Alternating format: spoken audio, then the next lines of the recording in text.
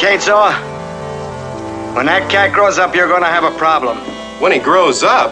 What do you call him now? Just a great big overgrown kitten. That's what he's always gonna be. Aren't you good time, Charlie? Huh? Aren't you, fella? Hey, hey, hey, hey, hey.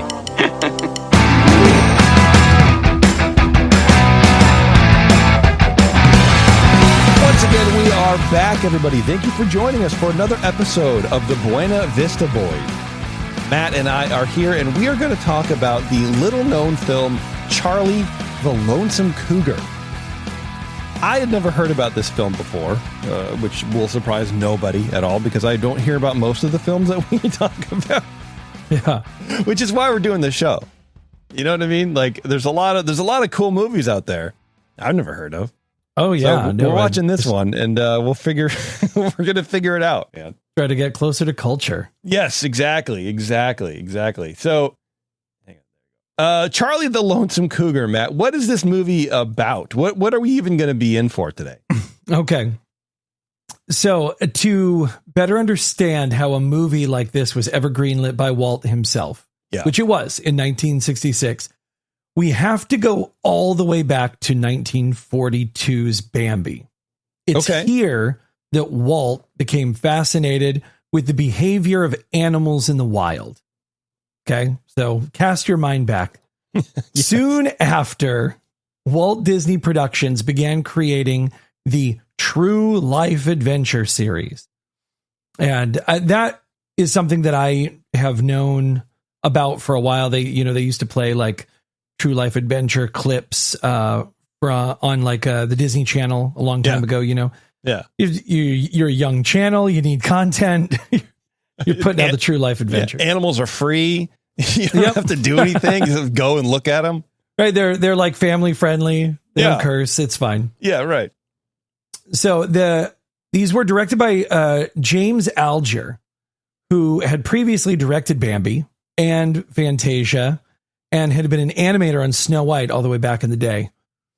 And the True Life Adventure series were a series of short and feature-length films that, quote, presented strange facts about the world we live in. These films are photographed in their natural settings and are completely authentic, unstaged, and unrehearsed.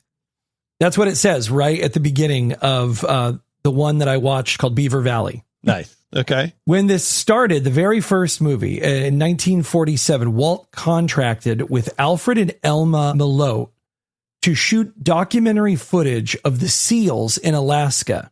They shot more than 100,000 feet of film and spent over a year filming these seals.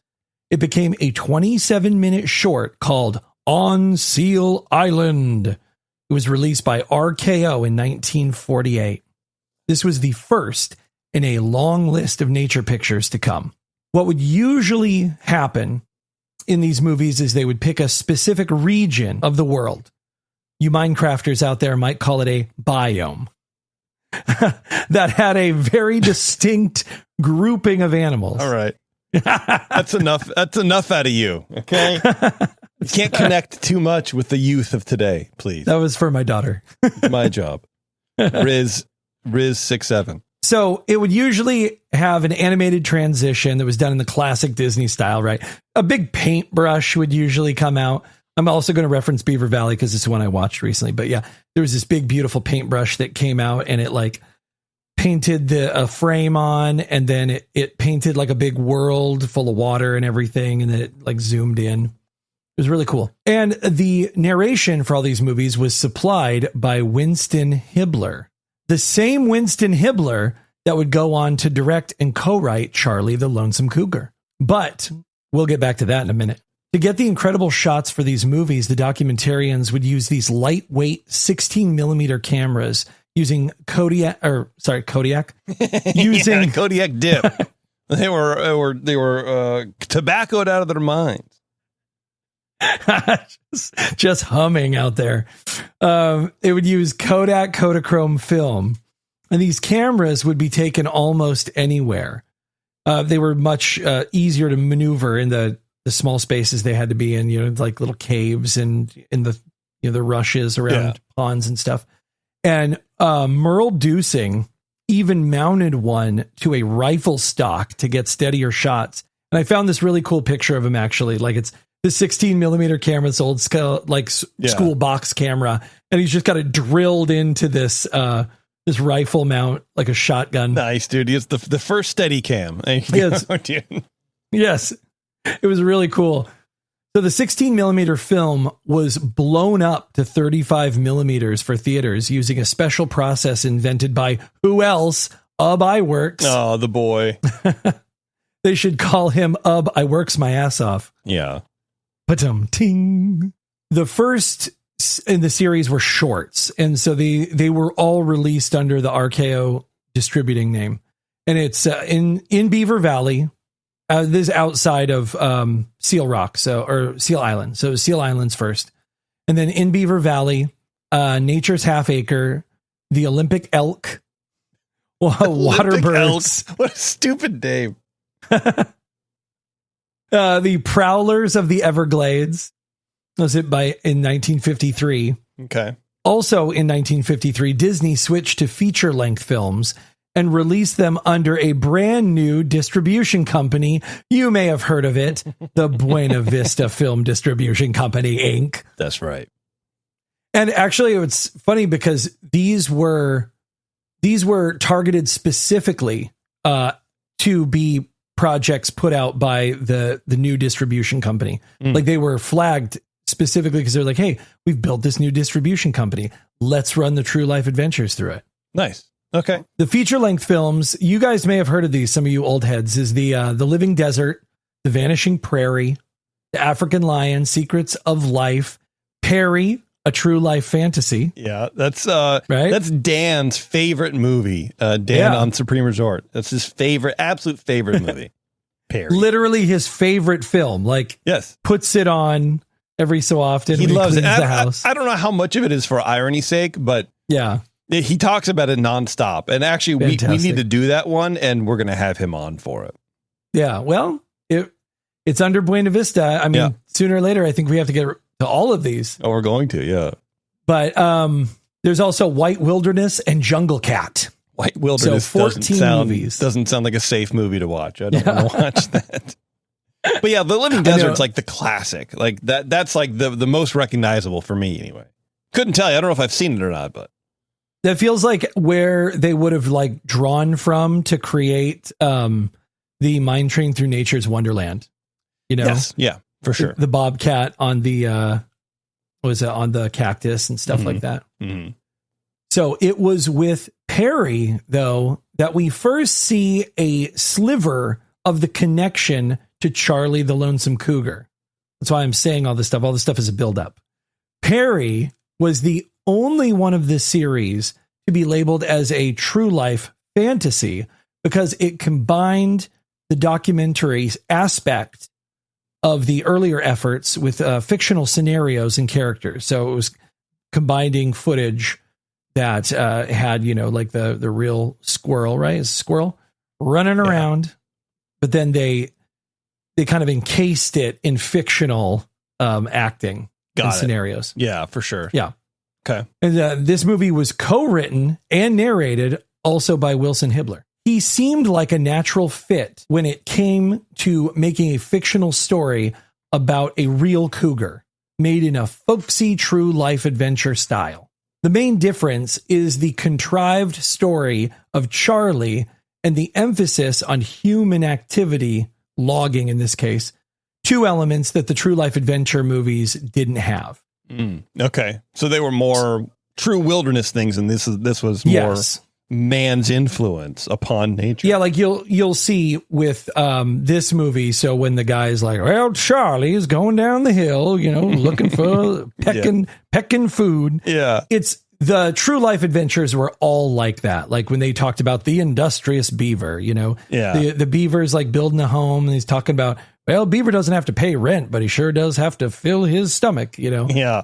It's the same exact style for Charlie, but Charlie is fictional, where the other ones were just naturally occurring animal adventures. Yeah.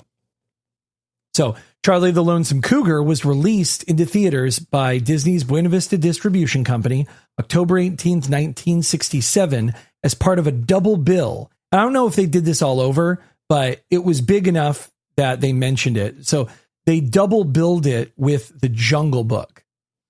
So they kind of... That makes a lot of sense somehow, yeah. I'm glad they did. Yeah. Because The Jungle Book went on to gross 23.8 million worldwide that year. And then The Jungle Book initially became Disney's second highest grossing animated film in the United States and Canada, and the ninth highest grossing film of 1967. So a lot of eyes at that time got onto Charlie by kind of glomming it on to the superior movie. Sure. Not in my case. I find Charlie to be superior. Yes. In every way.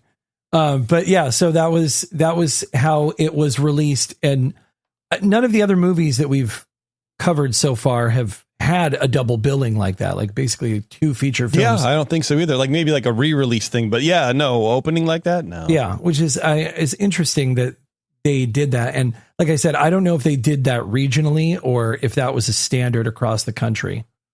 Yeah. But that is a little context about what you're going to see coming up about how Charlie came to be, basically, like why they felt that a movie like this might do okay. Because they were doing the true life adventures, people liked those. So they said, hey, let's write a script about a cougar. Well, yeah. And I think that obviously at the time too, they had all this talent. They had worked on Perry, and there was another movie. I think it was Nicky is like the dog of the North or something. Okay. Yeah, dude. And those did okay. And people seem to like them, and they are inexpensive to produce. You're not paying for all of this big name talent. You're using the wilderness, so you don't have to set up any sets really. Yeah, it's for sure. It's animal wrangling and a couple of actors, and then paying all the cinematographers. Yeah, not even really like lighting, just like the interior shots, but everything else is done outside, and shadows be damned. Yeah. All right. Well, very good, Matt. You want to get into it then? Let's read a little bit about Charlie. Yeah, let's talk about Charlie, everybody's friend. All right, let's do it.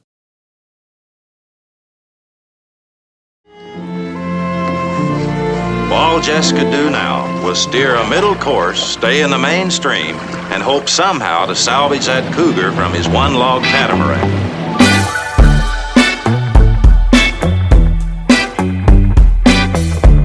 Well, folks, we have names here, okay? Now, these are names that I've never heard of before. We just heard one called a Winston Hibbler. Never heard of that before, but it sounds like a pool shot. It sounds like a trick shot. He's doing the old Winston Hibbler routine. Hey, Wimbledon.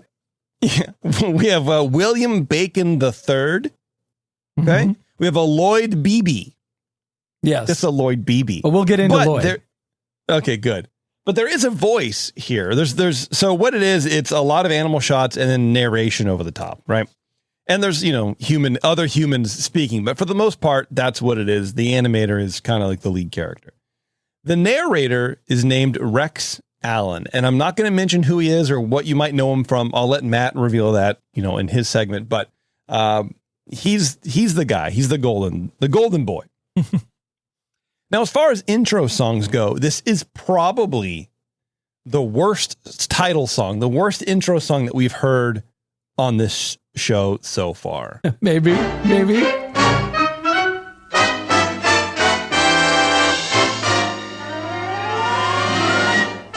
Hello, Charlie, Lonesome Charlie.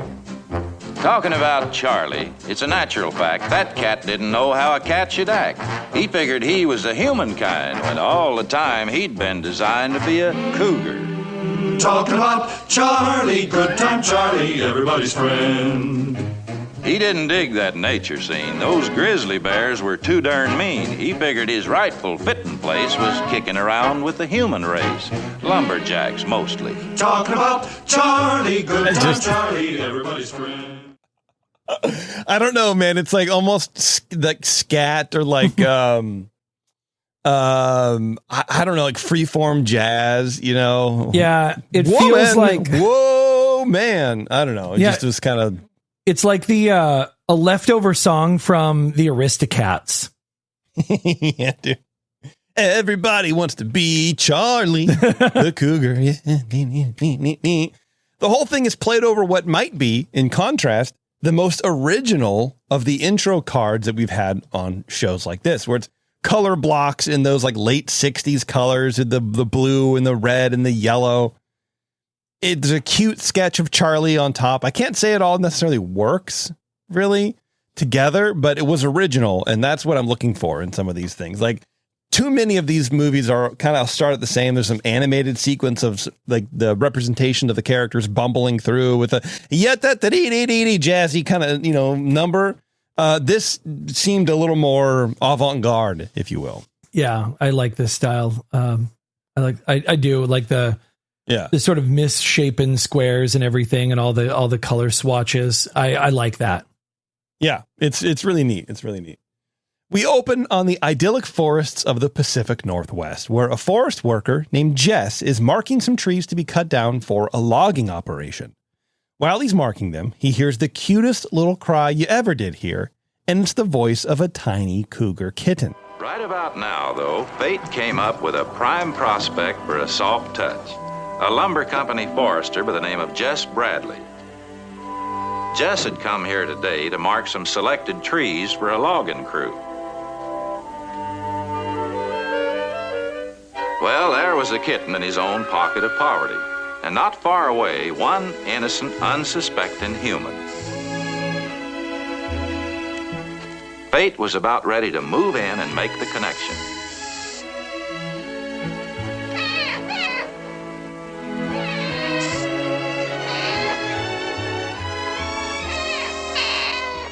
So there you go. Jess finds a cougar.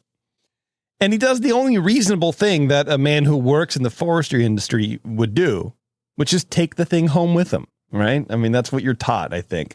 He found it, right? Finders keepers. Finders keepers. That's right. Yeah. Yes, absolutely. 10-second Why didn't rule. I think of that? Oh, man.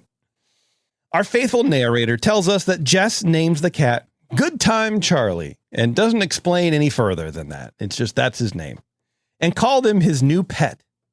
Pretty sure a guy who works for the Forest Service or whatever he's doing knows not to just bring home wildlife. But there we go, right? It's like leave no trace kind of thing, pack your trash. Next time he's going to come back with a baby bear. That's going to go right. really well. And 15 banana slugs. And these are my pets now. These are all mine. He's like playing World of Warcraft. He's just like, oh, I can go capture. I'm a hunter. I can trap this ghost cat, right? And then that's mine now. You just put it in a trunk. He just thinks that like there's just a trunk you can put all your inventory in. Just have 30 of them in there. It'll be fine. Yeah. So we follow Charlie around as he's, getting milk fed to him and stuff like that by Jess. And, we kind of tracks his growth. Again, there's no standard like these. There's no real time frame unless you know the growth patterns of a cougar. I don't know. Could be weeks, could be months. Who knows? But we follow Charlie and he meets a raccoon and a fox. So he's out looking for playmates, essentially, is what's going on. And so he's just like, I'm kind of bored or whatever. So he looks at a raccoon, looks at a fox or whatever. But all of these animals that he finds seem too small for him, apparently, until he sees a black bear cub and goes off to have a little roll around with the bear cub. The pair chase each other all over. It's really cute. I liked it. I mean, it's hard to find a cuter animal than a bear cub with the big paws and the small, just like whatever. So these two find a hollow log to roll around in, and our narrator explains how each one goes about taking a nap of all things. There never was a kitten, or a cub either, that could pass up a chance to bed down in a hollow log. Only difference is how they go about it. With a cat, it's a matter of instant relaxation.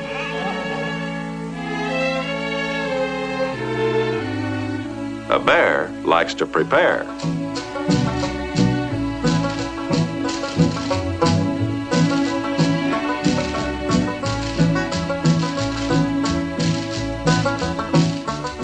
Well, that took care of the itching and twitching. He was all ready for napping now. Just one thing left. Find a good, comfortable position. That'd take a little doing. I mean, it's really adorable because it's a little short-term montage of like Charlie's curled up right on just inside this log, right? And the bear is moving, and then it fades into another shot. Charlie's in the same position, but the bear's now on top of his head. And then he moves and he's underneath him, and he's behind him or whatever. Like he's basically your typical 5-year-old, trying to go to sleep. And Charlie's the dad going like, "Can you just, if I don't acknowledge you, you're not going to get attention from this, and you're going to get bored, and you're going to stop." I know that's what's going on. I like all their floppy puppy skin too. Like they're like when they're laying down, their skin is all like because the bear's like pulling at Charlie, like pulling this big chunk of skin on him and everything. I bet they're so squishy and fluffed. When the two cubs are rolling around in the log, there's that song on the banjo that sounds super familiar, and it sounded like the Putting Papers in the Bag song, the Humphrey Hop from that one cartoon, right, with Humphrey the Bear or whatever. Yeah. Yeah, no, and I went back and I listened to it about 3 times, and you're not wrong about the sound, but the thing is, I can't find a connection about it. So it's a 1956 American animated short called In the Bag, right? Yeah, yeah. And the thing is, that was directed by Jack Hanna. It was written by David DeTJ and Al Bernito, and the music was done by George Bruns. He just done a bunch of Disney songs. Yeah. So George Bruns also, by the way, native of Sandy, Oregon, and worked at a hotel down the street from a hotel that I worked at in Portland. It was kind of great. Oh, there you go. Right. So, but he made that song, and yes, he made it before Charlie, the Lonesome Cougar. So Franklin Marks, who composed the music for Charlie, could he have taken a couple of pieces from that? Maybe, but it's just not nearly similar enough. I think for there to be an actual connection, I feel like it's I feel like it's just a big coincidence. Okay, because I do know that song, the Humphrey Hop, was kind of like popular and was released on its own like little record or whatever. So like it had a following. People really enjoyed the song. So yeah, like I wonder if it was around the same time. So he's like, let me just go here because it's a bear. Yeah, Humphrey's a bear. Well, it would have been about, you know what I mean? It would have been about like 10 years later, because that song came out in 56. So Charlie came out in 67. Okay. All right. Well, look, let's chalk it up to one big coincidence, right? I cannot find anything to substantiate that that was lifted directly from the Humphrey Hop on purpose. See, here's what I want to do on Halloween. I want to get people hear my other shows. You'll know, you'll recognize this bit, but like, I want to get a Ouija board so I can contact Walt. What we should be doing is write down a list of questions for all the deceased Disney people and ask them. So let's contact George Bruns or the guy who, what was the guy's name? Franklin who did the music Marks. for this? Franklin, right? There you go. And be like, hey, Frank, let me, did you, or did you not? I know you've been dead a while. Let's settle this. But could you think back from this ethereal plane that you're currently into? Did you take a quick couple of riffs from the Humphrey Hop? Just as like an homage? Did you do an homage? I don't know. We'll find out. All right. We'll tune in for Halloween show. I never thought I'd be found out. Yeah. After a complicated bit of cinema that saw a bear fight, a branch get dropped on a bear's head, Charlie and his bear friend went their separate ways. Well, Charlie is growing up fast, and as our narrator says, by the time he was a quarter grown, not sure what that means in terms of passage of time, but he's like a little bit bigger than he used to be, but not a lot, I guess. Anyway, Jess works at the local lumber mill, which makes it seem like a small operation, just saying, oh, the local lumber mill. But it's massive. This thing is not small. It is a huge sprawl, and they get like a nice overshot, and it's a huge area, right? Giant yard. Well, Charlie, being the pet of Jess, kind of has the run of the place. turns out, since he's, like I said, Jess's pet. So we get little shots of Charlie jumping on his stacks of boards that are out curing, or doing whatever cats do. He just kind of like rambles around and people know he's there and they don't really mind him because he's tame, I guess. I don't know. He heads for a little cafe on the lot. There's a little little cafe. There we meet Chainsaw, a little terrier that likes to bait Charlie into thinking it's okay to come over and mooch a meal off the chef, whose name I think is Potluck. But I know that's not really it, but that's what it sounds like for the first couple times I heard his name. Yes, it's Potlatch. Potlatch, yeah, yes. Which I kind of like my version better, to be honest. Totally. I'd love Potluck. Yeah. But then he so anyway, the dog basically like runs away, but then he spies on Charlie, and Charlie goes, oh, that little stupid ass dog isn't here. The little ankle biter's not here. I can go get a free meal. And then Chainsaw comes in and barks after him and like makes a whole scene or whatever. He swoops in, chases the cat all over the place. It's a fun scene, I guess, with a really nice reaction from the chef. Just deadpan goes, oh no. Chainsaw, come back, Chainsaw. The acting in this movie is not second to none. Is not on par with what you have come to know and love from Disney live action movies, but I'm sure we'll get to that too later. But now it's time for some insight into the high-flying world of lumberjacks or mill workers. I don't really know what you call a lumberjack in the modern sense, you know what I mean? But we're on the bank of a river with hundreds and hundreds of giant logs piled up alongside of it, literally just like trees, tree trunks or whatever. The boys are getting ready for the river run, where they float all the logs downstream to get processed or sold or both. I don't really know.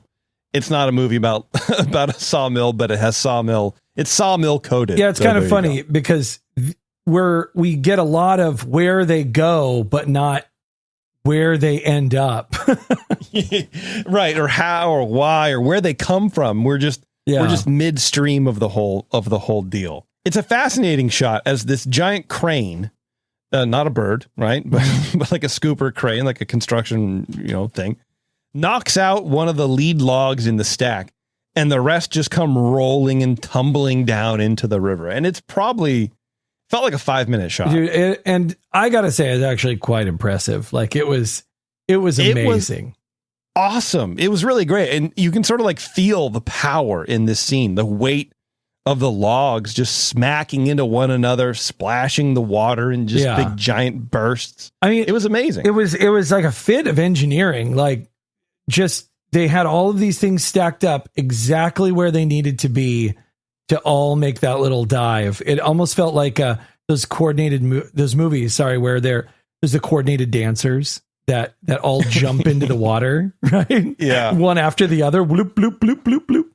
I have a feeling it was just some mook goes, hey, you know what? If we just pull this one, they'll all come crashing down. Let's check it out. Some men go on ahead riding in a little special boat that looks like reinforced. Like it almost looks like it's made of metal. It's not just like a canoe or like a little like fisher boat. It's a specialized piece of equipment, it looks like. And their job is to clear any log jams or obstructions along the river. Then the cook is on a small little flotilla with his cook tent and all his little equipment. It's like just this pontoon with his canvas tent strapped to it.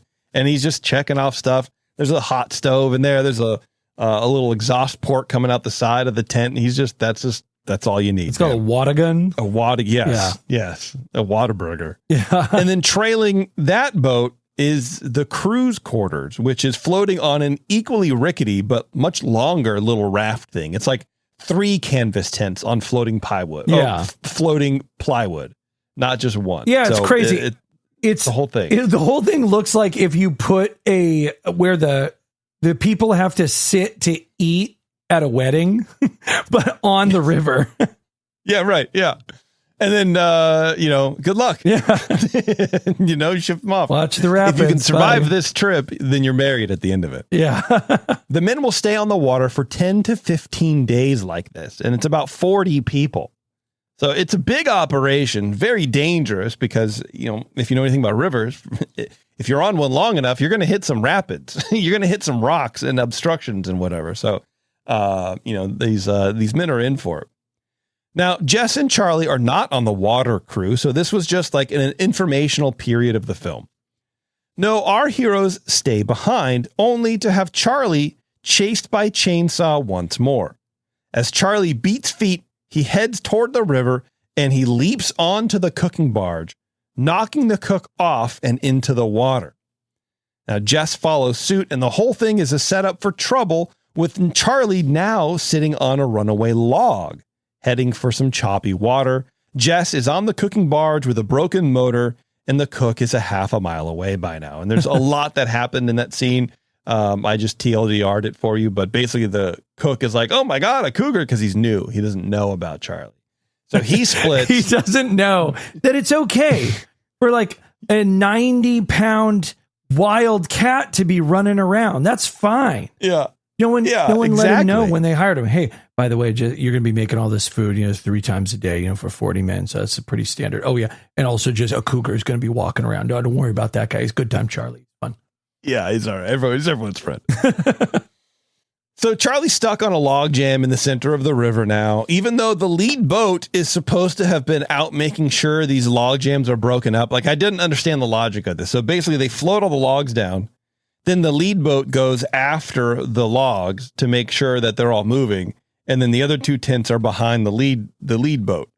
But Charlie, who was on the cook boat, is now somehow ahead of the lead boat that's supposed to be unblocking the log jams, but behind, I don't know. I didn't get it, but I guess I didn't have to, because they were just making a movie, Jason. Don't worry about it.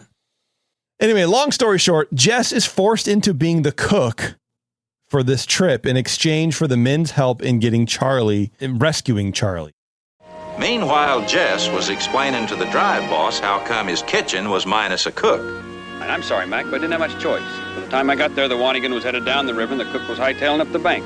Do you realize I have 40 men here to feed? Mac, look, can we worry about the cook later? Right now, I've got to get Charlie. Charlie? Yeah, he's marooned on a center jam about 10 miles upriver.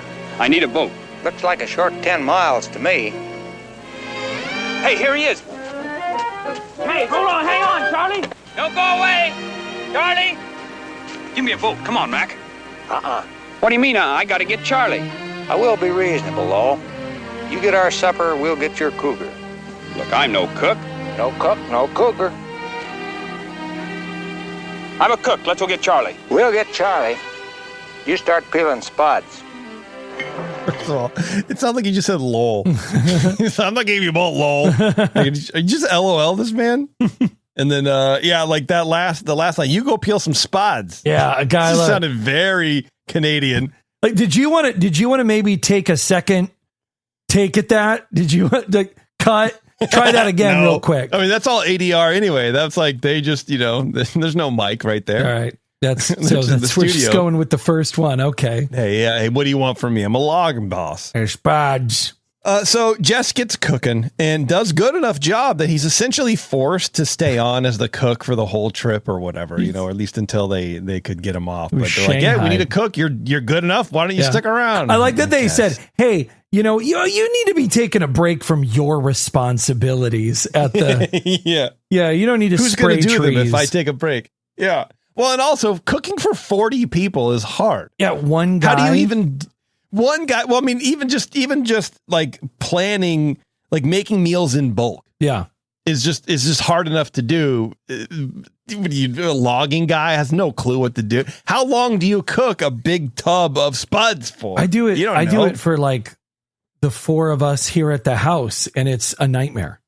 I can't imagine. Right, exactly. Imagine being on the water. Oh my God, with like guys who just talk absolute shit too. Like, so if your food sucks, you're going to hear about it for hours. Oh, absolutely. They will tell you how their second grandma got taken by the Sasquatch. Yeah. And then bred a Sasquatch, and he's part Sasquatch, and like, oh my God.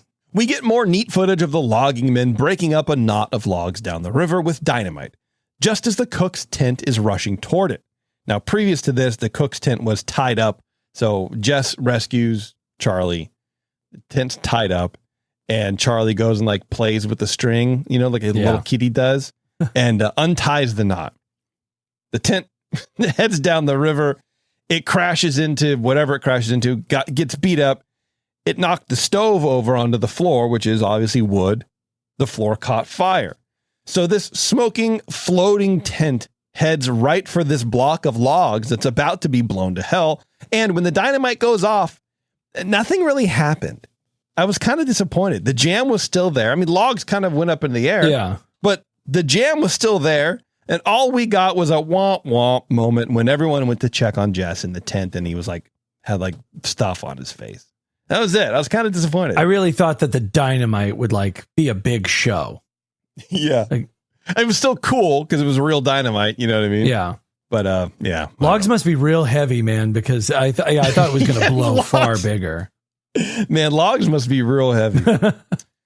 Finally, Jess gets Charlie back to the mill, and we get even more logger footage, this time of a genuine log rolling competition in which Charlie naturally takes part in. But he ends up losing somehow. The boss man comes over and breaks up the action. Okay, who's next? Come on, I want some competition. How about you? Come over. Hey, Mike, come on over. Come on, Ed. You're the guy I want to get on here. Hey, now, this is going to be all right. Come on, Charlie, you asked for it. Roll him under, Jimmy.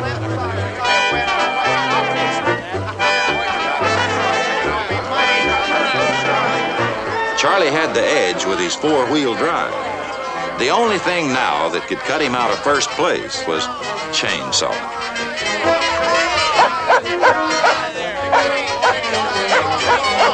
Charlie was too shook up to catch up. Shut up, chainsaw. Don't choke my arm. His chances for victory went right down the drain. Thanks a lot, Charlie. Blame a foul. It was chainsaw, Dad. Somebody drown that dog. No, you don't. He won money for me. Okay, wise guy, next time you're gonna get a shorter chain and a tighter collar. All right, you guys, this is a sawmill, not a sideshow. Let's cut some lumber, huh? Sorry, Cliff, I don't know how I got loose. It won't happen again. Maybe better make sure it doesn't, Jess. Okay. I'll keep him at home from now on. Charlie's sure gonna miss his friends around here. Well, his friends will miss Charlie, too. Yeah. Come on, Charlie, let's get out of here. And so the free Roman days were over. I found this scene kind of insufferable a little bit. Oh yeah, what upset you about these fine logging men?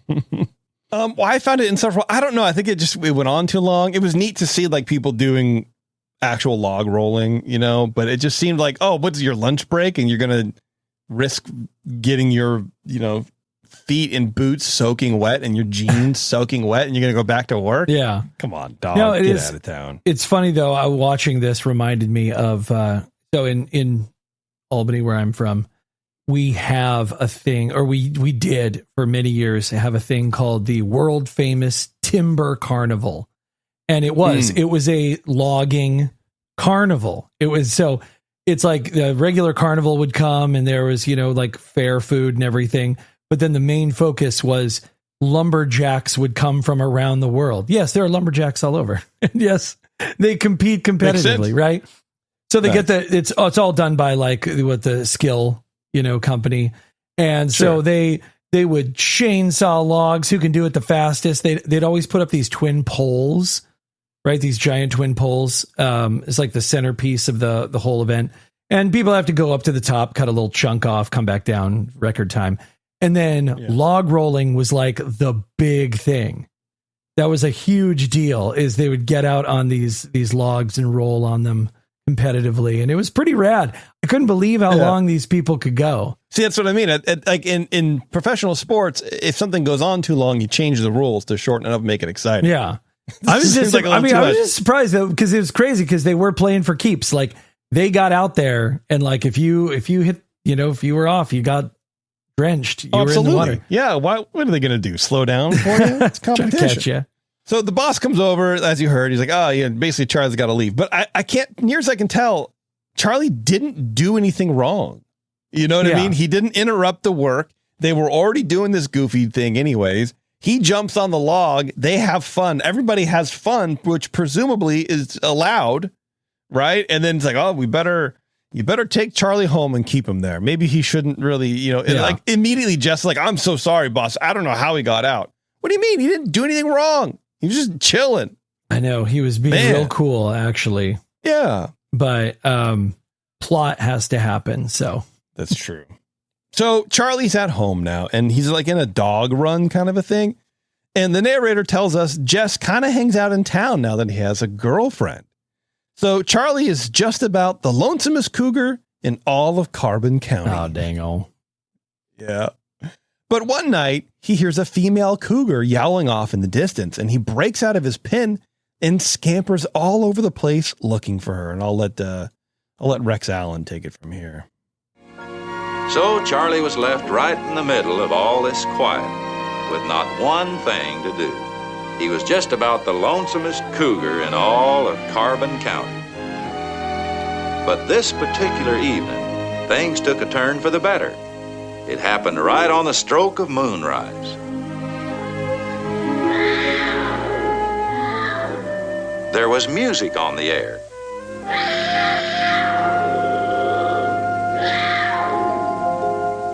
What Charlie wanted was to move in for a little closer harmony. If he could just get himself unpacked from this cougar crate. There's no doubt that Charlie was a mighty smart cat, but he did have one flat spot in his well-rounded education. He still hadn't learned he was a cougar. Now he got the big news from old Mother Nature and a young cougarette. Hallelujah, and howdy-do. So, yeah, I mean, and Rex Allen does make sure to mention they're too young to be mates, but they made great playmates. Yeah, they ran around all night covering 25 miles of mountain. That made me feel weird when he said that. It did a little bit. Yeah. Yeah, it's like, I don't want to think about the age of consent in the animal kingdom, Rex Allen. Thank you very much. Yeah, it was just odd. You. Well, yeah, they couldn't be banging, but, they had a lot of fun. They had a banging good time. Why are you being saying friends. That? Yeah. The next day, they scamper around in a patch of snow, and then they go hunting for rabbit, which the lady cat doesn't share with Charlie, and she kind of like drives Charlie off, which... I mean, look, if you go out on a date and your date doesn't share her like fries with you, then that's a red flag and you're out. So I get it. Oof. I totally get it. As we're told, Charlie's homesick and he wanders down the hill to a little farm to look for some food and maybe kind of get his bearings to figure out where he is. He didn't know where he was. He was just out having such a good time, right? And we're treated to a scene of a farmer milking a cow. But he takes the time between milks, between downstrokes or whatever, if everyone can calm down for a second, to fire shots of milk straight from the udder into the faces of these 3 cute little kittens. It's very gratuitous, very weird, but very cute also. I mean, it's really hard to be upset at a scene where there's kitties with just matted hair from all the milk squirting in their face. It's very funny. Blasted with milk. Like over and over again. That can't be coming from the real cow, right? Like there's a PA shooting milk at these cats with a little gun. Like if you ever milked a cow before, like it comes out pretty, a decent stream, but it's not like too powerful. And you can like squirt and aim it a little bit. Yeah. But when it cuts to the close-up with the cat's getting it, the stream is like tripled in size. They're using a super soaker. Yeah, dude. Yeah, but so Charlie, comes down, he sees all this and he wants in. I mean, he wants some milk, dude. Who doesn't? Which kicks off a whole crazy animal chase involving a farm dog, sheep, a huge arsed pig, and a fat farmer who can't work a shotgun.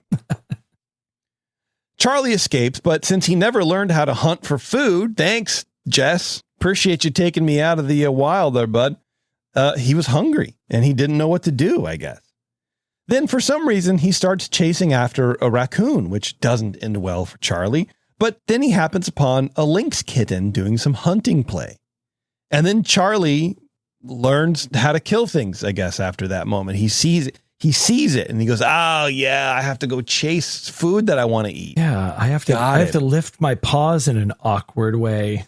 Yeah. Time she marches on, even in a Disney movie. And so Charlie is off hunting again. Persistence finally paid off. But since he could only get 1 ounce to the pounce, it took all afternoon before Charlie's need for food was finally satisfied. Well, the days turned into weeks and the summer passed. By autumn, Charlie had learned to hunt all kinds of small game.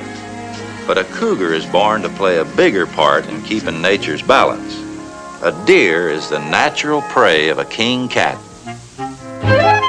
His timing was perfect, but this was one kill he would never make. For now he became the hunted. So he misses the deer. His timing was perfect, but he was unable to complete the perfect timing, whatever.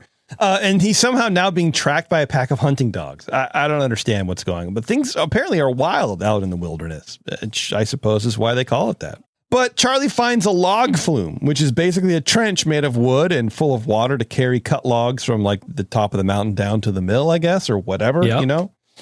So Charlie rides the bark, quote unquote, again, about 9 miles down the mountain and ends up realizing things are looking sort of familiar, but he couldn't figure out why, apparently. Yeah, it only cost him 6 tickets. Yeah, until finally he makes it to the Carbon County Mill. He was home. But the fun doesn't end there, Matt, because Charlie makes his way to Potlatch's Bean Pot Cafe, where he gets stuck in the pantry. And our friendly down-home narrator tells us Charlie was more wild than he was tame now. And for the first time in his life, he was a very dangerous cat. So you have essentially a wild cat somehow. And again, weeks turn into months, I guess. So he's probably out there 6-8 months. I have no idea how long he was out there. No, they don't tell us. Yeah. And then he gets locked in a pantry. So that's definitely not going to be a good thing. You know, you have a wild cat locked up, doesn't know what's going on. He's like, what are these cans? He hates these cans. Morning comes and Potlatch and Chainsaw arrive for work. Chainsaw starts barking up a storm and Potlatch yells his name about 42 times, which is always good audio. We throw the pantry door open and Charlie leaps out, jumps onto the table and out the small window of the front door. Kind of funny scene. Suddenly, everybody's chasing him, trying to kill him. Potlatch is throwing knives and lunch boxes at him, yelling, "Cougar, cougar," and also, "Wild cougar." Someone at one point yells, "Is that Charlie?" But like nobody cares if it was. They're just like, "Oh, what?" Yeah, they're still like harpooning him and like trying to run him down with stuff. Hey, is that Charlie? Yeah, they don't care. It's like, I don't know, man. Launch the missiles. It might be Charlie. It's funny though, because I'm watching this and, you know, he's going down these different rows of the stacked wood and everything, right? It's really confined. Yeah. And I think at one point the guy's got the thing with he's got the forklift, right? And then there's guys moving wood. Hey, get out of the way. It felt very much like Mr. Toad's Wild Ride. Like I almost thought to myself, like somebody had to have sat at a table and said, how do we turn this into a dark ride? Would people like to ride and be the POV of Charlie? A good time, Charlie. Oh, man. Like yes, with this scene dangerous nil escape. Probably could, dude. Honestly, at one point, someone throws a whole entire chain at this cat. He like hucks a chain, this rusted ass chain through the air, misses him entirely. Like, what are you doing, man? Imagine going home and telling that story to your wife and kid. Yeah, it was wild, man. We had this cougar coming out here. And everyone was trying to get him. I threw a chain at him, and yes, Daddy. Oh, I missed him. Oh, Daddy, you missed him. Big shame. Oh, big man throwing chains. Meanwhile, just let it go. Yeah. I don't know the protocol. Maybe it's a thing where it's like, oh, if there's a wild animal comes into the thing, then you got to kill it so it doesn't come back and get you or whatever. But like, it just seemed crazy. It seemed overkill. Blast a horn at it. It'll go. It'll go. He's already going. Yeah. That's the thing. They're already chasing him away.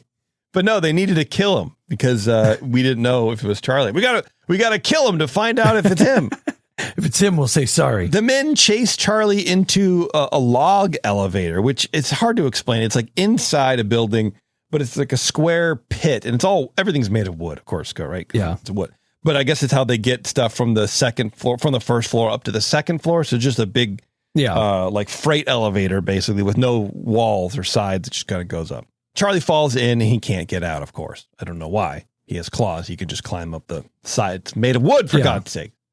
The men are, I think, trying to like hook the cat with a long rod with like a hook at the end, which seems really cruel. Like it's like kind of poking at him. And then at one point, some guy comes up with a gun and he just like takes aim. And it is a really neat little thing. I think that you were saying earlier where they mounted a camera on like a rifle stock. Yeah. It's that same shot, but it's like looking down the sights, which is kind of a neat shot. There are some things in here that I have not necessarily seen from movies from this era. So it seems kind of progressive in almost a filmmaking way in that sense. But just as the guy takes aim, Jess runs in to stop him. Let me handle this, Smokey. You guys give me some room. Hey, wait a minute! Hold it! Wait a minute! Wait a minute! Charlie? Charlie. Cliff, that's Charlie. Maybe so, Jess. But he's gone bad. No, let me handle this. Okay, it's your hide. Okay, Charlie. Okay, take it easy now, boy. Slim, let me down on that rope. I'm gonna try to calm him down first, then I'll take him out of here. You guys just back up a little, huh? Sure, that's Charlie there. It's gonna be okay, Charlie. No problems, boy. That's what Jess does. He gets lowered into the pit deal because he's going to try to calm the cat down, who, by the way, is full on airplane ears, right? Howling, growling, unhappy boy. Yeah. Jess tells the guys up on the landing to stand still. And the camera cuts to all of them immediately moving around. Just like, everyone stand still. And it cuts and they're just like shifting and, almost like rearranging themselves. It's very funny. Like, oh, we're going to get him killed. Yeah, we don't like Jess. So you want me to stand still? We don't want to spook the cat. Well, guess what? They're like river dancing. I just need to practice my cartwheels for a second, Jess. It's all right.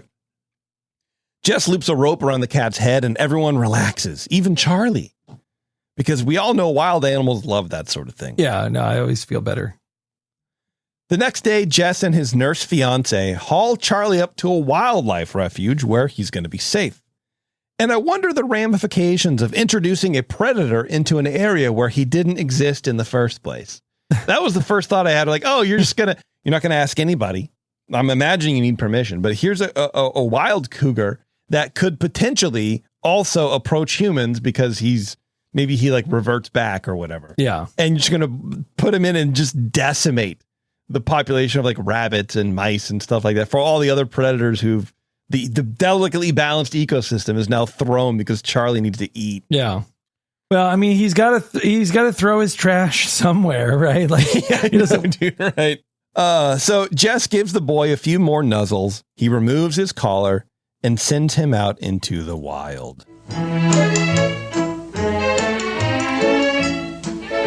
Now, being the sort of cat he was, there's just a little chance that Charlie somehow, sometime, might have found his way back to Jess and the Carbon County lumber mill again. Except for one thing. It seemed there was this bewitching, bewildering scent on the air, and it was coming from just up the hill. Charlie took a long look, a closer look. Well, hallelujah, and howdy do again. There's no way of telling if this really was the same cougarette that Charlie took a fancy to a long time ago. But Charlie was sure she was, and that settled that. Well, there you go. Charlie finds a mate, apparently, or something like that. The two cats play and they romp around, and the narrator gets a little sentimental one last time before we bail on Charlie and his womanly girlfriend. Guy doesn't want to be a bachelor for just a few minutes. He's like new to the neighborhood. Yeah. So that's how Charlie's lonesome days ended in the best of all possible ways. He was a king cat now. From this time on, he'd reign over all this bountiful wilderness domain. He'd have a whole new life with a brand new mate. That means it's time for us to state there'll be no more talking about Charlie. So long, Charlie. So long, Charlie. Let his story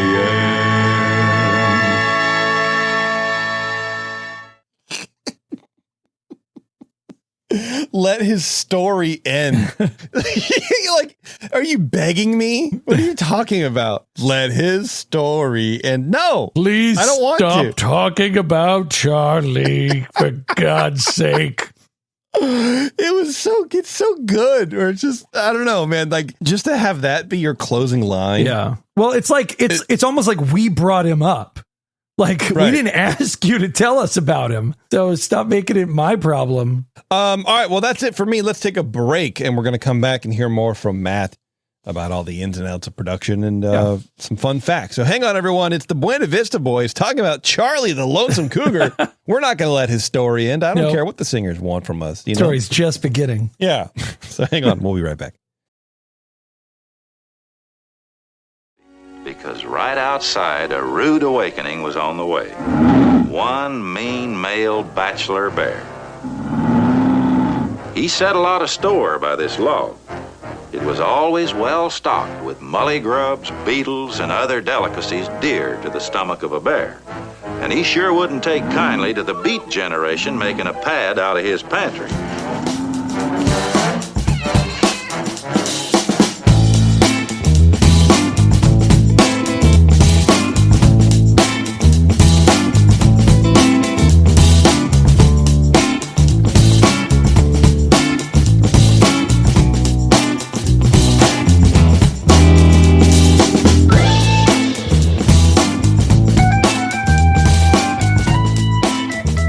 Thanks for hanging on, everybody. We're back. We're going to talk to Matt a little bit about the behind the scenes, the production of this movie and why it was made. And more importantly for me, how it was made, hopefully, because I don't understand how they did this movie. It is literally shots of a cougar chasing deer. Like, how do you even prep for that? So it's wholly unlike any movie we've covered so far. Hopefully we can do a couple more of these because I do like them. I think this was a cool movie. I actually really enjoyed it, and it's probably one of the more enjoyable ones that we've covered on the show so far. Yeah. So let's get into it, Matt. I think I would have liked this a little bit more had it been more like the True Life, where even if the stuff was contrived, if they had cut out more of the people, very soft touch on the people, but I like the logging stuff and I liked all the Charlie stuff and everything. But yeah, I think if they try to make it like less of a actual narrative, I think it would have been better. Agreed. So this section is called Last of the Red Hot Loggers. I want to open with, for some people who may not know, a good time Charlie is a carefree and convivial person given to frequent pursuits of fun and amusement. Sure. First used in 1925. Yeah, I think good time Charlies I also equate to like fair weather friends, right? They're just people who just literally just care about having fun. You know, when things get like too tough or too boring or the fun is over, they're 23 skidoo. They're out. Yeah. I actually looked up the term good time Charlie because it sounded like, I don't say a slur, but it sounded like a slander. It sounds like a bad thing. And I'm like, sometimes you take a movie like this and then the meaning shifts over time, depending on whatever world event is happening. I thought maybe it was something like that. No, I think it's always been a bit of a slander. Yeah. I think sometimes it's used fun, but I think it's always been a thing where it's like, all you do is have fun. You don't work. You don't take anything serious. All you care about is your own joy. Oh, you good time Charlie. So yeah, I think there's varying degrees of like how much of an insult it is depending on how you say it. Yeah. I don't think it's ever been used as a positive thing. Well, aren't you a good time Charlie? Yeah, it's like Aloha. It's the tone. Yeah. It's in how you inflect. I suppose it is. Yeah. Oh, so although Walt Disney personally greenlit this film, he died before it went into production, and Charlie the Lonesome Cougar became the first Disney film made after Walt's death from cancer in 1966. Which is funny because I think there was a recent movie we said, wasn't Herbie the Love Bug like the first feature film to be made post his death? Yeah, a lot of stuff came out right after. Yeah, I mean that whole company was just cranking out products. Yeah, so man, absolutely it's gonna happen. And the screenplay, because yes, there was a screenplay, was written by Jack Spears, with the story written by Jack Spears and director Winston Hibbler. It was filmed partially at Weyerhaeuser's Potlatch Forest Ink Mill in Enumclaw, Washington, and partially on the North Fork of the Clearwater River in north central Idaho.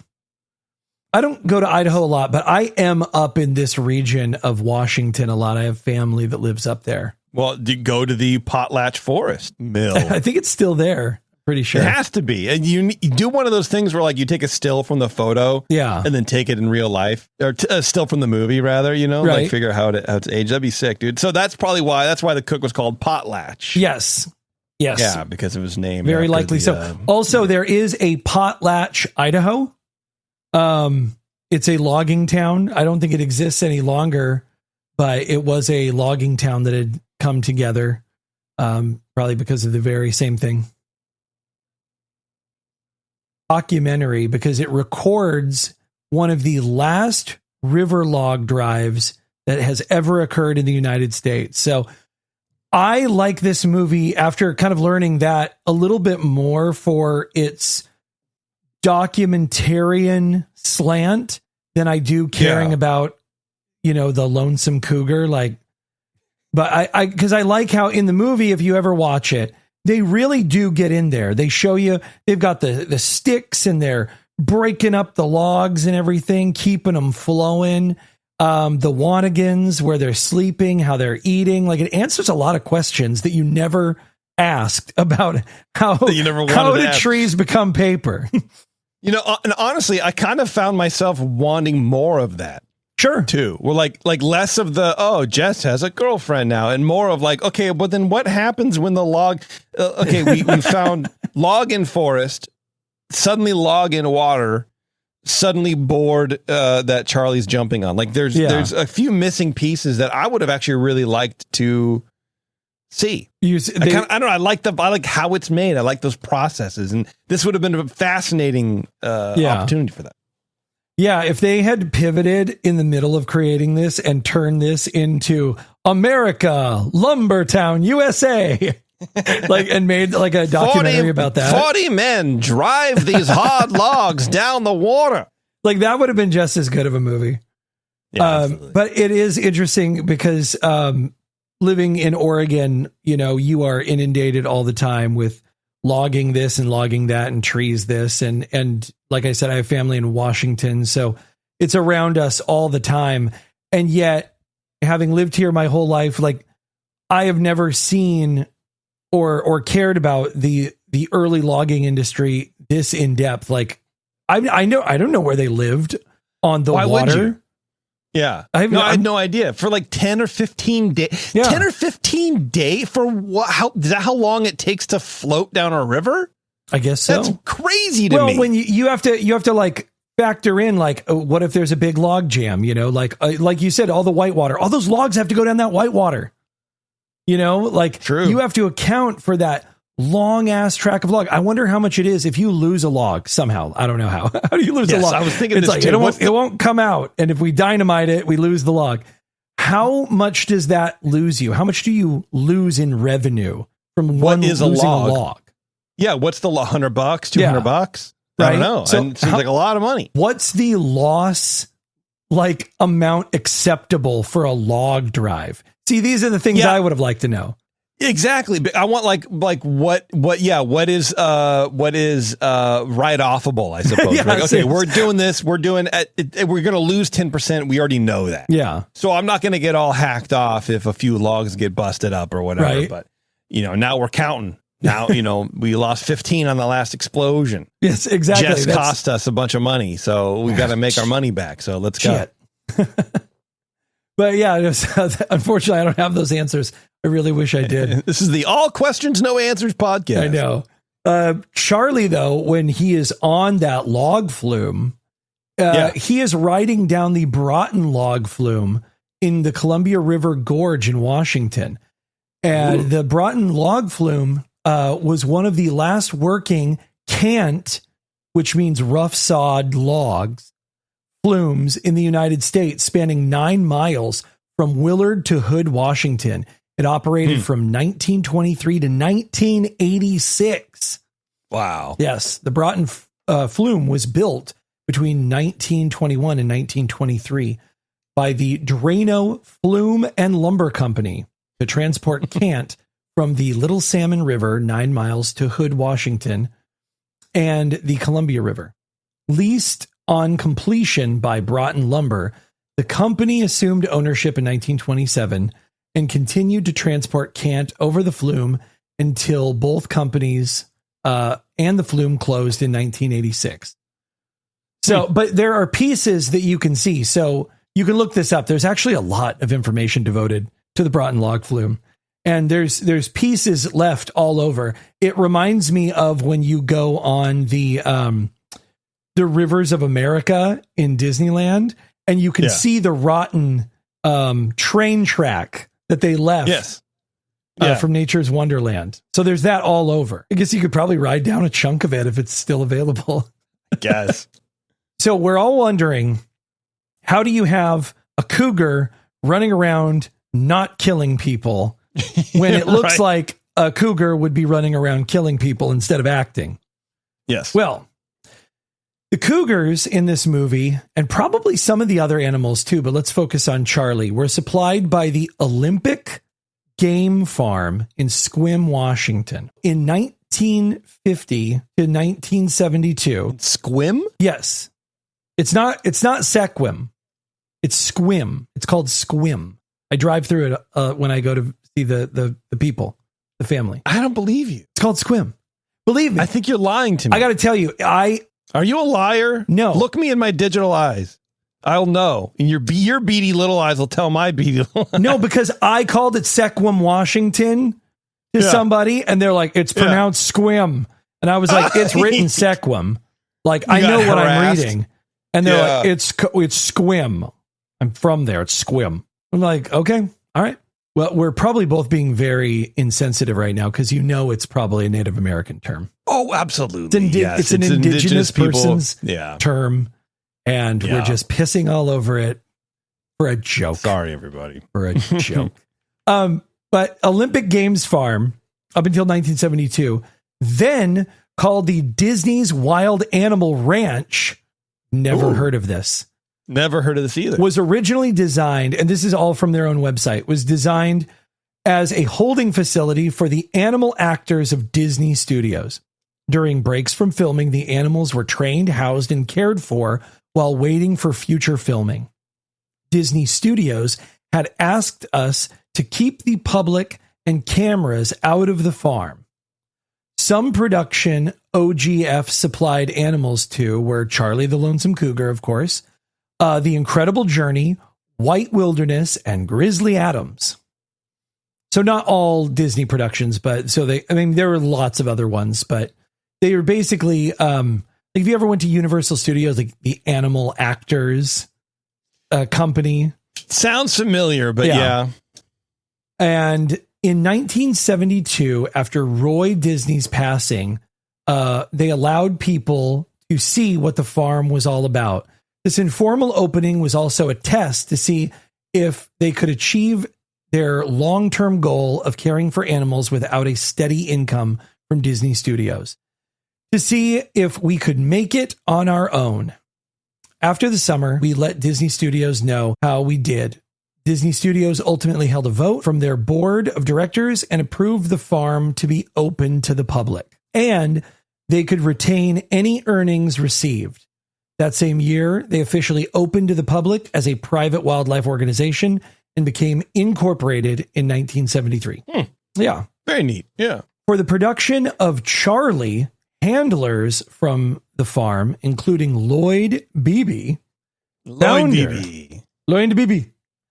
founder of OGF, managed the animals, drawing on their years of experience in working with wildlife to coordinate safe interactions during shoots. Challenges arose from the cougar's unpredictable behavior, obviously. Sure. Fun fact, cougars don't know that they are in movies. Stupid animal. What a dumbass animal, dude. Come on now. Well, that's what I'm thinking this whole time, because I'm like, these have to be trained cougars. Like in the movie, I'm like, this is a contrived film. This isn't wildlife. Yes. So it's like, how did they get the cougar to act with his ears down and thrashing around when Jess tries to get him on the rope? The only way to do it is to piss it off. Like on purpose. Yeah, on purpose. And so I like these movies, right? And I say this every time there's an animal in one of these Disney movies, because inevitably there's an animal in a certain amount of distress in these. Yeah. And this was no exception to that. And I felt bad for the animal. I'm like, as a guy who's like consistently stressed out for no reason anyways, I felt really bad for Charlie. Yeah. Sometimes. They put him in these situations. He doesn't know what's going on. He doesn't know what's going on. He's like, why is this man making my ears go flat? I'm going to eat his throat. Why did they hand me the SAG-AFTRA card? I don't know what I can't read. Yeah, but at least I can get into movies for free, so that's good. So anyway, yeah, they used, obviously, well-trained cougars and some other animals to get into these contrived situations so that everything in filming could be safe, and people were having their faces ripped off.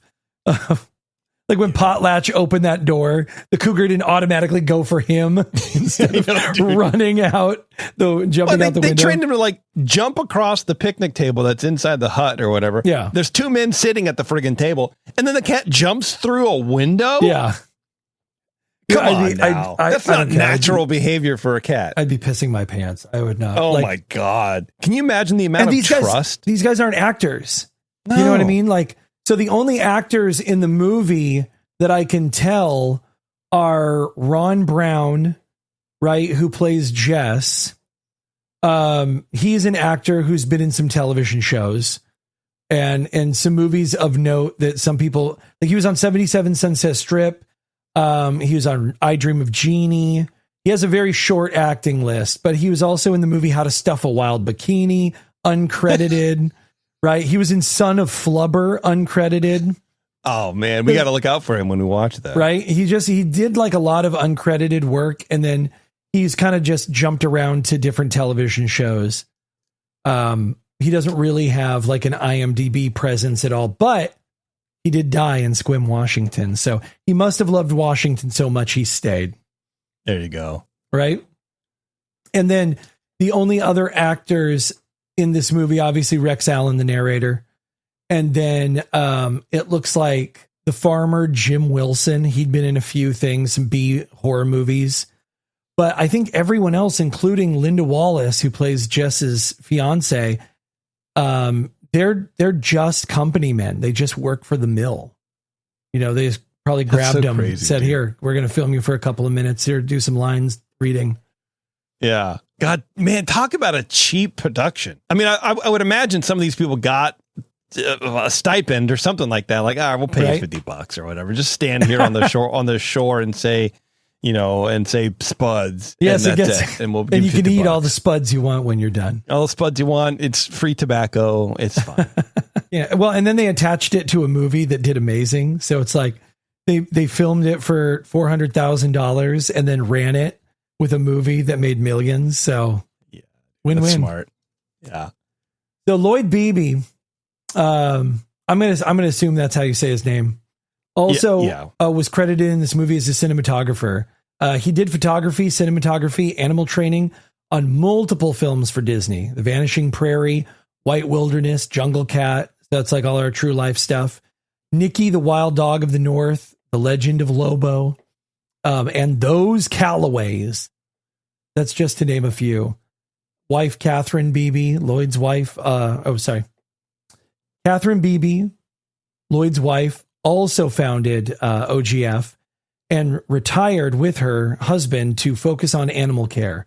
Lloyd has since died at the age of 98. They're good folk. They love their animals. Yeah, man. So let's talk about the real star of this show, the absolute GOAT. Yes. Our faithful narrator through this whole flick is Mr. Rex Elvey. Is that it?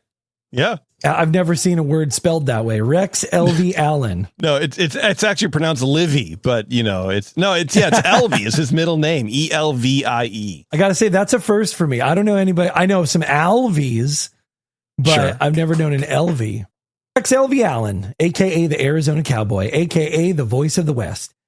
He started out as a singer in vaudeville and eventually landed a contract for movie making. In his first several Western pictures, Rex starred as himself, Rex Allen. His sidekick was Buddy Ebsen, and later, the great Slim Pickens. In 1946, his wife gave birth to his first child, a daughter. They named Rexine. All right. Yeah, I mean, like Christine, Rexine. I don't know, man. God, okay. Yeah. All right.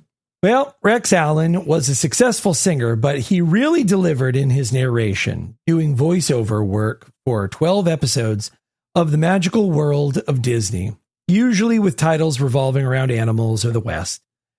He even wrote one called Run, Appalachia, Run in 1967. In 1973, he was the voice of the narrator in the animated classic Charlotte's Web. But you will all know Rex Allen best for his work as the voice of Father in the Carousel of Progress, and most of all from the smash banger hit, The Great Big Beautiful Tomorrow. God, I sing that all the time. That's Rex Allen singing it, baby. When you have any downtime, just sing The Great Big Beautiful Tomorrow. Just pretend that you're moving from one stage to the other in your own life. There you go. In 1993, Gene Shepard took his place. Everybody remembers Gene Shepard. He narrated A Christmas Story. Yeah, fantastic. Beautiful work. Yeah. But Disney found a place to give Rex Allen some more time as the voice of the grandfather. Nice. Just put him right back in. Every once in a while, you read about a Disney company win, and that's just a win for everybody. Like, that's what a nice, they didn't have to do that. People, sure, there probably would have been an outcry, but everyone would have forgot about it in 6 months, just like the new projection face on the friggin' pirate in whatever. God. It's like everyone's forgotten about it already. It's fine. They would have forgotten about it a long time ago, but they decided to do it because it's a nice thing to do. Well, I know. Well, Disney recycles everything. They never let anything go. So I think that's really nice. Yeah. Allen died on December 17th, 1999 in Tucson, Arizona. He had collapsed in his driveway after suffering a heart attack and was then accidentally run over by his caregiver. And I'm sorry I'm laughing, but I remember reading this for the first time. And it's just such a tragedy. It is. And it's I don't even know how to reconcile that. Like, how does that even happen? I don't know. But it's I felt so bad for him because it's like, could he have survived? Well, Probably. It's just a man who had put in so much great time entertaining people. Just as I'm sure was just nice as pie. And just that's how he goes out. His ticker stops and he's run over by his own caregiver. Oh, imagine being the caregiver. And this is the thing. I want to know more about it. Like, was he still alive? Did it just happen or was he there? And then the caregiver. I know. It's a little gruesome, but I felt really bad, but also what a way to go out, dude. I don't know. That's wild. Oh God. Okay. But it gets better. Okay. Yes. The Rex Allen Arizona Cowboy Museum and Wilcox Cowboy Hall of Fame in Wilcox, Arizona features Allen's collection of memorabilia, including photos, movie posters, cowboy outfits, records, and musical instruments. If you go to the Rex Allen Museum, if you go to rexallenmuseum.com, you can actually buy copies of his old movies on DVD. And in the town, his old cowboy movies that he's playing like himself or whatever. They have a whole collection of them, and they're $18, which is a reasonable price for a DVD these days. It's certainly, for an old classic, an old Rex classic. Yeah, man. And in the town of Wilcox, they have Rex Allen Day, very similar to Rex Manning Day. Yeah, Rex Allen Days. Yes. It's a multiple day it's fest. Many days. Yes. I love it. This year, it's on October 1st through the 4th. They have a rodeo, a parade, a carnival. Make your travel plans now. Oh, that's right. I had this. Yeah, that's right. He did a bunch of commercials. Yeah. He did a bunch of, and so I think I wanted to play a commercial for you. Oh, sure. Let's see if I can do it. I'm Rex Allen. Country folks been singing sad songs about the weather since time began. And it still causes problems unless we plan ahead. Now, if you're counting on a milo crop this year, you can outsmart the weather with the Heston Headhunter, the row harvester attachment for your combine. If your crop goes down from the wind or the weather, the Heston Headhunter will get it up again. You can save up to 90% of a crop you thought was lost forever. If your crop doesn't go down, you'll still pay yourself a bonus with every acre. University of Nebraska tests show headhunters get an extra 5 bushels per acre because they save all the rogue stalks and eliminate real shatter. You win either way. I don't know why. It's very funny to me that happened. I don't know. With a Winston Headhunter. All right. I never knew I needed one of those, but now I really do. Well, if your crop goes down, you can get it back up. I never really think about crop going down. Got to be honest. Crop always go up. That's the thing. It's in my worldview. Crop always up. Yeah. Crop never down. Okay. Well, now that I've completely been derailed. Yeah. Sorry. I'll do that every now and then. The last thing we should be talking about is talking about Charlie. Franklin Marks composed the music for Charlie, and along with Jack Spears on lyrics, created that chart-topping opening number talking about Charlie. Now, I could not find any place where this had made it to an actual album because I was trying to look it up, and honestly, the internet refused to acknowledge it except for one page I found that was, like about Disney everything. Yeah. But I did find this great place that people should go, and it is DisneyChris.com. Oh, yeah. We had that guy on the show years ago. Right? Years ago. Yeah, Disney Chris has a page on here that is Songs of the Day Archive. This is the July 2024. And he's got awesome songs on it. He's got a ton of awesome songs, including Talk About Charlie. So you can listen to this song all the way through as many times as you want. Awesome. So, which is what everybody wants. Right. It's the July 2nd entry of 2024. So you guys just go to DisneyChris.com and find this there. Also, may I suggest listening to the opening of the Disney Afternoon theme from 1990. That's pretty amazing. Nice. So that's what I'll be doing after the show. Just jamming out to that for a little bit. Yeah, let's see when we had Disney Chris on. Hang on a second. We had him on before Jeremy from Spectra Radio, if you can believe that. Really? Yeah. There we go. February 10th, 2015, an interview with DisneyChris.com. Dang. Chris, you've been plugging away. Ago. Great job. Nice guy. Well, Marks was an accomplished American composer and arranger, an orchestrator and a pianist whose career spanned the golden age of big band jazz and the rise of Hollywood film music. He worked with artists including Bing Crosby, Artie Shaw, Stan Kenton, Yuma Samek, and Lorindo Almeida. In 1955, Marks joined Walt Disney Studios, where he became a staff composer and orchestrator, contributing music to dozens of television productions, Disney animated shorts, and feature films, including The Parent Trap, which is funny because when I listened to this song from Lonesome Charlie, it made me think of The Parent Trap. So that's pretty great. 101 Dalmatians, A Sword in the Stone, Charlie the Lonesome Cougar actually earned him an Emmy nomination for Outstanding Achievement in Music Composition. Wow. Right? Over a career that blended jazz, orchestral composition, and film scoring, Marks established himself as one of Disney's most versatile music talents, while leaving a lasting legacy in both American popular music and family entertainment. That's all I got for now. What a crazy movie. I don't know. It's one of those things where you're blending a scripted movie into a wildlife shoot. Yeah. And the whole time I'm thinking, imagine editing this thing down. Like, right. I wonder how detailed they were. I would love to know. It sounds like there's not a whole lot of information, about it, but how was it made? Was it, here's the script, and then we're going to manipulate this cat into doing things that sort of looks like it? Or was it, we're getting all these shots and here's kind of a guideline. We want the cat to do this because we're going to talk about this.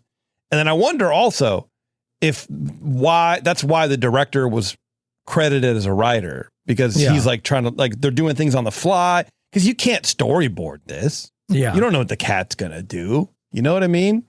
So to me, that stuff's like fascinating. Like it is almost like avant-garde, like run and gun shooting, like a student film thing. We're like, I don't know, let's go and figure it out. Yeah. I feel like what they did when we're talking about writing a script for this, we're talking about all the parts without Charlie and then a few parts with Charlie, like anything that with the humans in it, like that's not Charlie, where he's easily wrangled by, by a handler.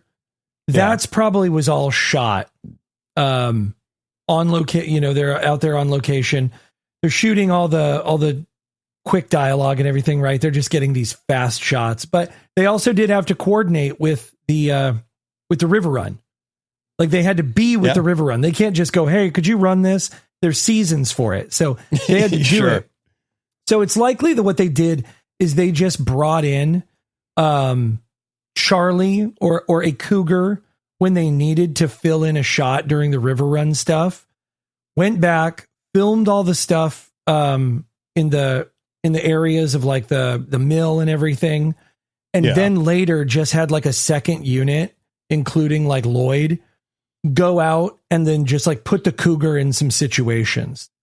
Right. See what happens. Yeah. Kind of. I mean, that's what I mean. Like, that's probably what it was, where it's like, how do they know they're going to stumble upon a raccoon or two deer, know, out in the wilderness somewhere, and then they let this friggin' cougar chase after the deer. Yeah. What if he caught him? And then the dogs, I don't know, there's a whole thing, man.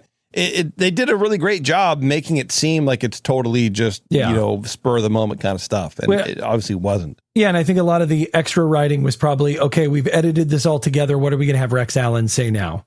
It was like, they just had him talk around whatever they had created. Oh yeah. At that point, it's the edited film, and then they write the narration. They build the story around what they shoot. Right. That's what I mean. Like how much of it was contrived before, during, and after. To me, that stuff is super interesting. Yeah. Like, it's not that interesting if you're like, oh, I storyboarded, like for any movie, you storyboard it out and then you do the storyboard. It's like, but whenever you're on set, you always kind of like stretch it out a little bit. And see what happens. So. I don't know. I liked looking into this stuff though. Like I don't love the true life adventure stuff. Like I appreciate that it exists. Like I'm glad that Disney tried to focus on doing more things around education. And watching Beaver Valley, I did find myself kind of enjoying it. Like the kind of the folksy narration of it is really funny. And I know that Disney has tried like newer stuff, or like I think they've either like purchased like Nat Geo and put that stuff on Disney Plus. Yeah. It's just kind of not the same though. I don't know. It's not the same. No, there's with the Nat Geo thing and like the National Geographic and all the other kind of stuff, it's not as homey. Yeah. It's not as soft. And and maybe it's because of the technology of the time in the 70s where you have the 70s kind of color tones. Sure. So everything's warmer and it's a little more like friendly, I suppose. Like you're checking in on your neighbor, but nowadays it's like, like the ostracized penguin might not make it. So it is a little different. Or the other way, they go like light toned English woman. The octopus is one of nature's most friendly and interesting creatures. It's both an actor and a hunter. And it's just like, that's right, yeah. It's okay. Like, I like the folksy stuff. I think the folksy stuff is real cute. And but some of that can be boring. Yeah. I guess so. But I mean, that's why Attenborough's Attenborough, man. You know, he'll make it good. Yeah. But yeah, I don't know. But I enjoyed going back and looking at some of the stuff, like some of the art they used in those early true life adventures is really beautiful. You know, like the cartoons they did and the transitions, some of the posters and everything. Like, I don't know, there's just this beautiful, intricate color scheme on some of it. Like if you look at, I think it's like Seal Island, it has like this cool crest around the seals that's all, you know, kind of like an animated style. Nice. And I don't know, there was a lot of good stuff going on in the 60s that the true life adventures captured, and it was nice going back and seeing it all, because I'm not sitting here thinking about that stuff, so kind of being forced through this show to have to go and like dig through it. I like that. There you go. Force you to do work, man. Yes. All right, Matt. Well, great job as always. I appreciate the thoroughness of everything, and it was a good time. I liked the movie. Overall, it's a good movie. Can definitely recommend it. Go check it out. Charlie and the Lonesome Cougar. Find it, I don't know, wherever videos. Yeah, you know what? I think that even like kids might like it. Like if they're in a certain age bracket. Oh, yeah. I actually do think that the cougar itself, it is interesting enough to like keep a child's attention for a little bit. Yeah, for sure. Absolutely. All right, we're going to get out of here, folks. Thanks once more for joining us today on the Buena Vista Boys. If you want more shows like this, you can check out all of the shows across the network, which is earsup-podcast.com. We have like 5 or 6 shows you can check out of all sorts of the Disneyland fandom or Disney fandom in general.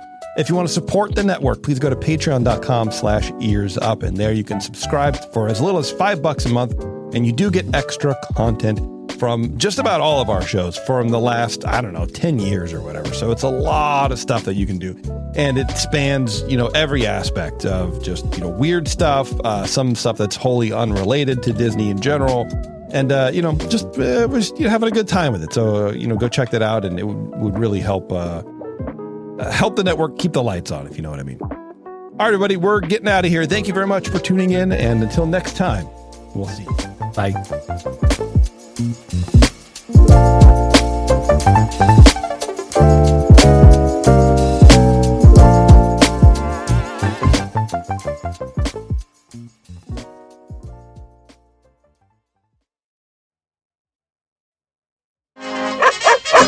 Oh no!